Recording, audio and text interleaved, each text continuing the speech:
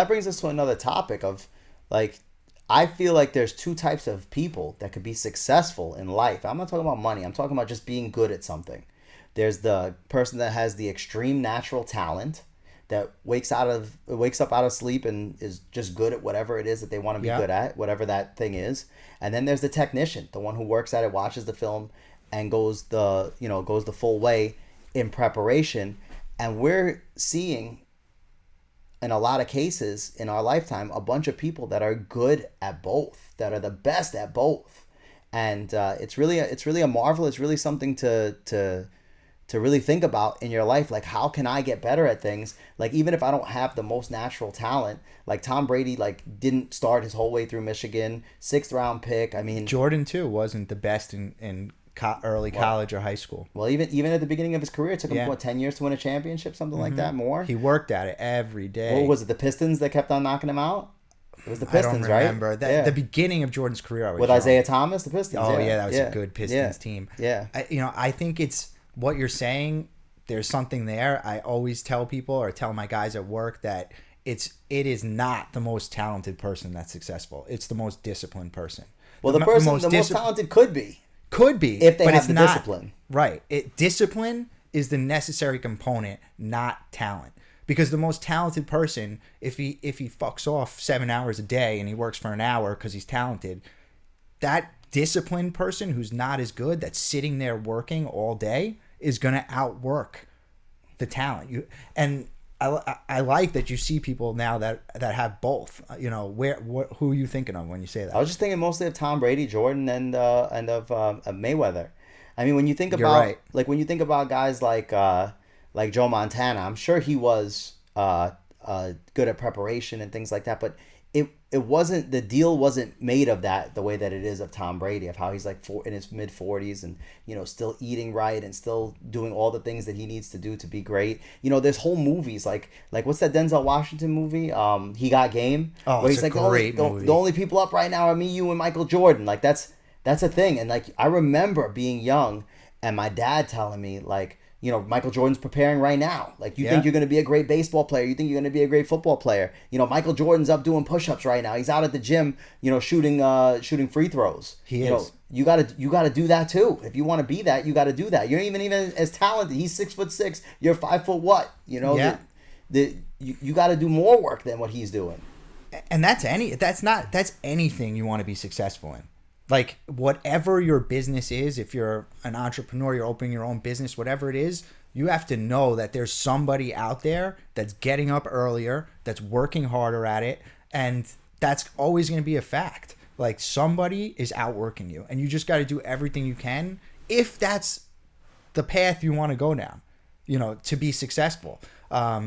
But that could be what it takes. Do you think that you need to work all the time to reach that super level of success? Well, look at Nick and Nate Diaz, man. They'll tell you that, anybody will tell you that's watched their fights, you could be better than them. You definitely could be better than them. They're world class, but they're not like world class in every single aspect, but they're good at every aspect. And that cardio, it just doesn't stop. They run triathlons, it just doesn't stop. And you're not going to outwork them in the cage. You're going to have to outsmart them. You're going to have to outskill them, but you're not going to outwork them. And that's always a good card to have, right? Like, at least they know that they're not going to run out of gas. Right. Like, you're going to run out of gas. You could do anything to them. You're going to have to kill them to get them out of there. Right. That's a scary thing, man. That, some people, you just can't fucking hurt them. Like, they don't tap. They let you break their leg. It's crazy, like, the extent that some of them will go. But that's not, I don't even mean in high level athletics. I'm talking about in business.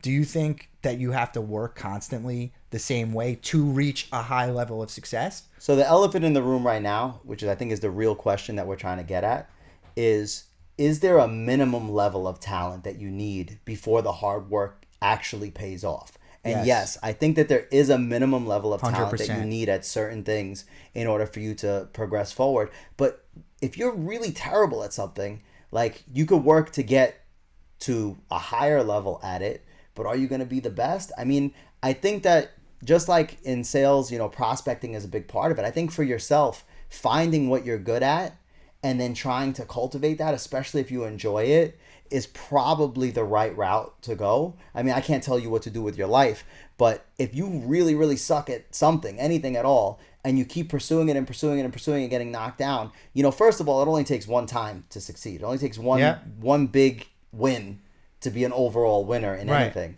But that goes back into the work ethic, and are you willing to put in that extra effort, knowing that you failed 100 times, to do it that 101st time to maybe succeed?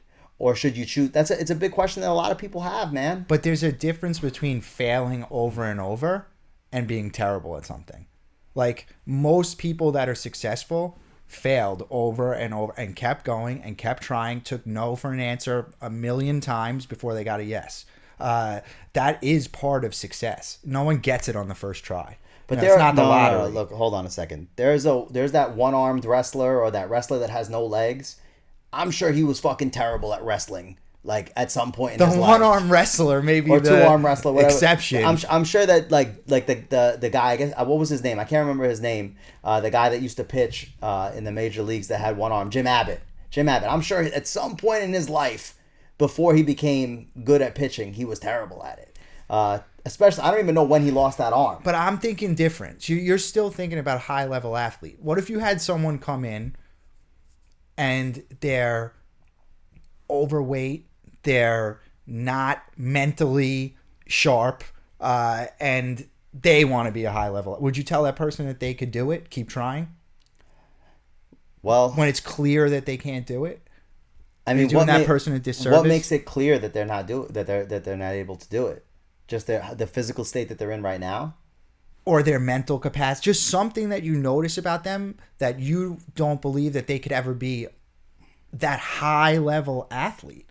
Like, I mean, there's got to be something that you think you could pick up. You think anyone could do it? Or so let's talk about like the N1 mixtape tour, right? Mm-hmm. Some of those guys could have played in the NBA, not all of them. But it's a different type of basketball. It's not basketball. It's a different thing. The Professor. It's showmanship. He's one of them. Yeah. But there was hot sauce. There was a lot of different ones. Escalade. Yeah. 350 pounds or 400 pounds, and he could dunk a basketball. But they're still professional basketball players. But if Escalade walked in as a 16-year-old Escalade, probably 300 pounds, probably couldn't get a foot off the ground. Maybe he could. I don't know. But if he came in and he told you, I'm gonna get paid to play basketball, he would be the exact person that you're referencing. It can be done, because while you're saying it, think about David Goggins. You can't hugely overweight. You can't make your box this big. Your box has to be this big. And if you really are a student of the universe and you really care about people, you have to at least consider the fact that things can change drastically, that you can go from the bottom 1% to the top 99% just based off of will. If you don't believe that, then where are we headed as a society? I think that the whole pandemic has really soured me to this belief that lazy Americans have the will to do that. Like, I hate to be so cynical. I really do, because I want to believe the best in people. But a lot of this country, maybe not here because we're in New York, not New York or California or, these major metropolitan cities, but in maybe, the Midwest or Middle America. I mean, there's a lot of people. Okay, so my sister-in-law, I was talking to her yesterday, it was Memorial Day, at the barbecue, and she's telling me about her brother who's in his 40s, was but within the last few years was diagnosed diabetic, doesn't take his insulin ever. They just amputated his toe, has basically given up on life. He wants to die. That's his choice. He could do that. That's okay. I think there's a lot of those people that just give up. Right. So I guess what you're saying is that person will never have the determination to work hard. It's not their physical attributes. This is exactly what we're talking about. Right. We're talking about the will to do it. The will to do it is what's important. Are you a positive person or a negative person? If you have the will to do it, you can 100% certainly do it, no matter your anything. That is true. Yes. I mean, there are certain limitations, but if you ever hear that phrase, shoot for the moon, you'll reach the stars. It couldn't be more true. Yeah. And would you say that you're closed-minded or open-minded? I try to be open-minded. You try to be open-minded. So I know some closed-minded people. If you try to be open-minded, right, then you have to at least consider that fact. You have to at least consider the fact that there's people that are on the lower echelon of things that can drastically change their situation and become on the higher echelon of things. sure. Because why it's not even about what the words that I'm saying are. It's more about the idea in your head that things are possible. Like, you know, you could believe that there's UFOs from pre-existing civilizations that we don't know about, but you can't believe that a 16-year-old fat kid could one day be in the NBA. I mean, No, what's they harder to can. believe? They can. They absolutely I'm not can. saying you. I'm just saying to the audience in general. I'm saying, you know, once you start saying shit can't happen, already you're closed off to reality because anything can happen. You have to believe it. You have to believe that it's possible in yourself, which is maybe where some people are lacking. Bro, if I asked you 6 years ago if you would be if you were going to be a martial artist that's focused fully on your training all the time and you were going to have this great enjoyable life, like, would you have believed that? Like, would you have believed that you were going to get into martial arts 6 years ago? No. Like, was that even on the table? No, it wasn't. But, you know, I don't like to use myself because I went through so much, like, to get to where I'm at, and I know how hard it was, and that also, I think, makes me cynical.